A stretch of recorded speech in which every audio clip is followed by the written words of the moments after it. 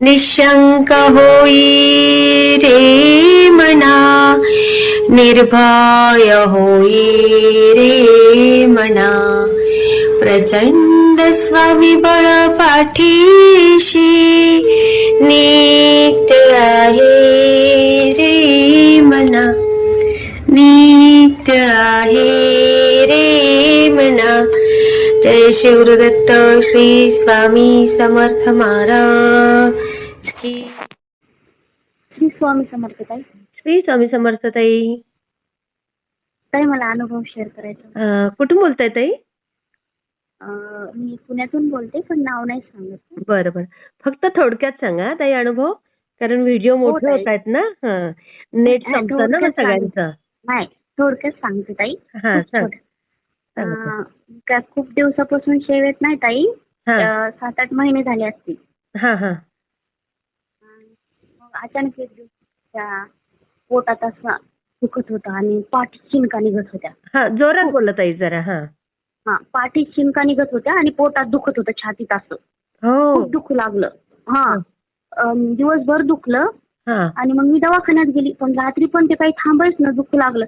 आणि ताई अचानक नाही का मला घराबाहेर असं मोठा रेडा आणि कपाळाला म्हणजे टिका आणि त्याच्यावर बसलेला माणूस. आणि मी म्हणते की श्री स्वामी समर्थ, श्री स्वामी समर्थ. आणि ताई मी उठून बघितलं तर 1 वाजला घड्याळमध्ये. ओ बापरे.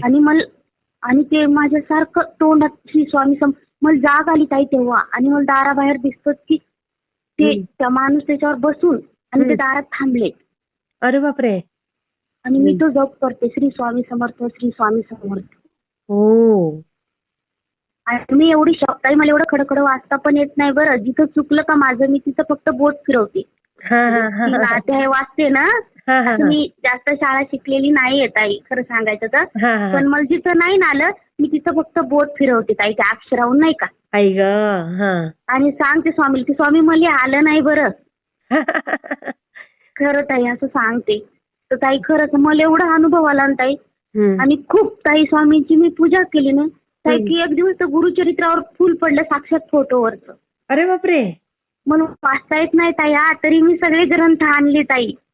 मला कधी कधी ताई असं वाटतंय ना मी का नाही सगळ्या फोटोन बिटवून हात फिरवते, मला लय भारी वाटते ताई नाही का. अरे वा. वाचता येत नाही तरी मी सगळं आणते ताई नाही का. थोडं थोडं वाचता आलं ना तरी आपल्या ते कुलदेवतेचं, खंडोबाचं, ते सगळं गुरुचरित्र सगळं आणते ताई. गेली ना मठात एक ग्रंथ आणते ताई, माझ्याकडे पैसे साठले की. अरे वा. आणि हो ताई खरं तुम्ही खूप छान सांगता, खूप छान बोलता, लय भारी वाटते ताई. तुम्ही खूप स्वामींचं खरंच आहो ताई. अभिमान वाटतो तुमचा ताई खरंच. खरंच आहो ताई. खरे आहोत आपण सगळे सारखेच आहोत ताई. पण तुम्ही खूप करता हो, इतकं भारी सांगता ना की तुम्हाला असं सांगितलं की वाटतं आपण जसं काही स्वामीपर्यंत सेवा पोहोचली. खरं मनापासून सांगते ताई. अनुभव शेअर केला ना की स्वामींपर्यंत सेवा जातेच आपली ताई. आणि ताई मी एक दिवस मठात चालले सारसबागच्या, थोडक्यात सांगते ताई 2च मिनिटात. आणि काय झालं ताई, म्हणजे बसली रिक्षात अशी, मी माझं काम बी मावरती पटापटा गुरुवारी. आणि आपले अडचण वगैरे नसलं की निघते आपले थोडेसे पैसे असले जवळ की नाही का. बरोबर. मठातून जाऊन यायचं म्हणून. बरोबर. आणि ताई काय झालं, अच्छा मधात एक आजी बसल्या रिक्षात.